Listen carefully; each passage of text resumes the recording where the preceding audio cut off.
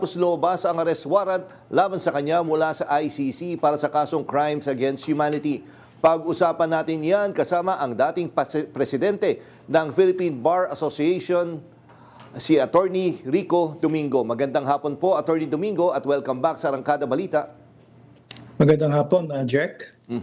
Attorney Domingo, yun nga, una-una, itong sinasabi na protective custody ng Senado ay naayon ba ito sa batas? Attorney, parang naka-mute po kayo. Attorney? Okay. Yes, apo. Yeah. Kung more than 6 years, meron tayong tinatawag na 6-year rule, no? Kung ang akusado ay nahabla ng imprisonment na more than 6 years, then meron tayong constitutional provision na hindi pwedeng invoke ang immunity. Pwede siyang dakpin. Pero yung sinasabing protective custody, kumbaga nandyan siya ngayon sa loob ng Senado at hindi siya maaaresto. Pwede po ba yun? Well, it's a matter of not right, but more of a committee or something like a protocol that usually would be traditionally observed kung nasa Senado. Pero kung even during session at ang akusado ay nararapat na maging in prison for more than 6 years, then under the Constitution, hindi sila immune from arrest. Dapat arestuhin din. Opo. So itong protective custody na ibinibigay ng Senado kay Senator De La Rosa ay labag sa batas po ba? Kung ating tutunghayin ang constitutional provision, then mukhang hindi yata sang-ayon yan sa ating constitution. Pero kung ganun po, attorney, hindi ho ba, kasi marami din nagsabay partner, di ba, sa social media, sinasabi, hindi ba yan parang obstruction of justice? Meron namang pinagbabasihan na batas at saka lalo na yon may provision ng constitution. Kung sakali man, ang pinaka makikita dyan parang institutional courtesy. Na binibigyan nila ng courtesya ang Senado. Pero hindi ibig sabihin na immune ang akusado na hindi pwede silang arestuhin. At nakita po natin si former Senator Antonio Trillanes na personally serving the warrant.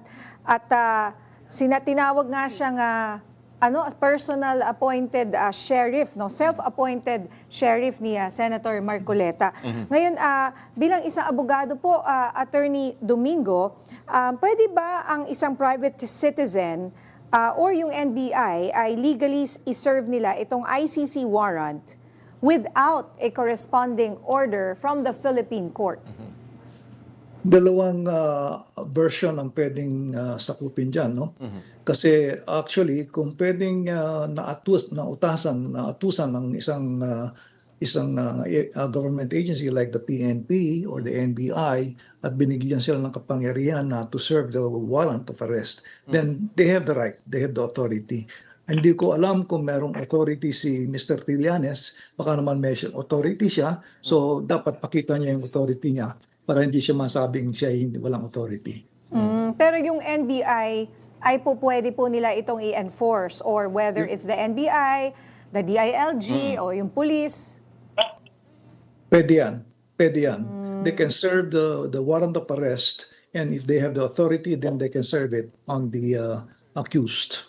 So parang may standoff po ngayon na nangyayari kasi nasa Senado po siya tapos eto. Ang sinasabi na nag-aantay sila ng local warrant mula sa local courts. Kailangan pa po ba yun? And under Republic Act number 9851, Human Rights Act, pwede namang kunin ng ICC ang court na may jurisdiction, pwede namang kunin nila ang assistance ng local government and local enforcement agencies. So, hindi naman sasabihin walang base ang kanyang pag-arrest dito. Pero yun nga, paano magiging basihan po netong protective custody ng Senado dito kay Senator De La Rosa? Kung kumbaga, hanggang gano'n nila katagal pwedeng mapunta sa kanilang care itong si Senator De La Rosa? Habang may session, siguro, pwede nilang sabihin na they have the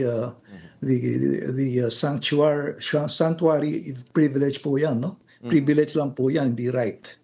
They have the right to keep they have the privilege to keep the accused, but hindi po dapat yan indefinite, no? Eventually, they will have to come up with a situation whereby they have to surrender that.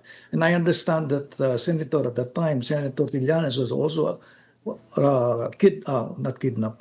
Senator Trillanes was actually arrested in Yes. the halls of the Senate at that time when he was accused also. So there is a precedence already that we can cite. Pati yata si Senator, then Senator Leila de Lima, De Lima. ay sinibihan din ng warrant habang Exactly. siya ay nasa Senado. Tama po. At nakulong ng 6 years si Senator De Lima, and si Senator Trillanes, I think, eventually opted to file a bail so that he would have provisional liberty.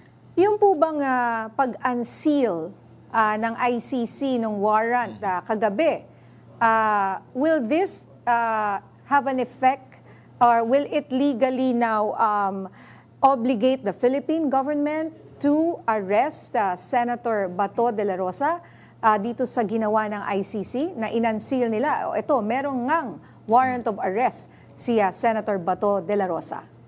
Well, under the ICC Rome Statute, they can do that.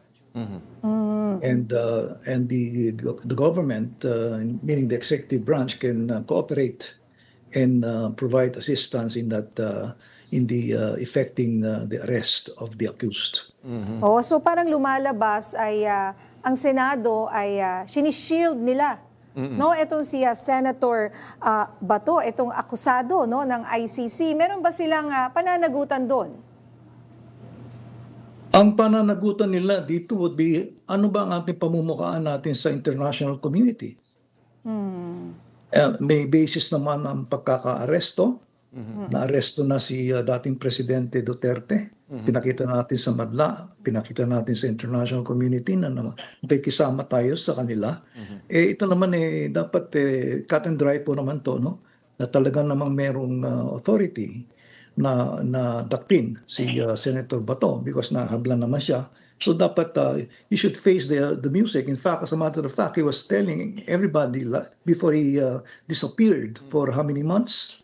6 months or 4 months? Sinasabi niya na I'm willing to face them and face them and challenge them later on.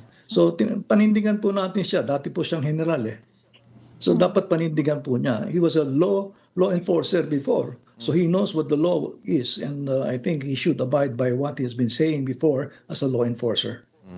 All right. Maraming salamat po, Attorney Domingo. Thank you, Jeff.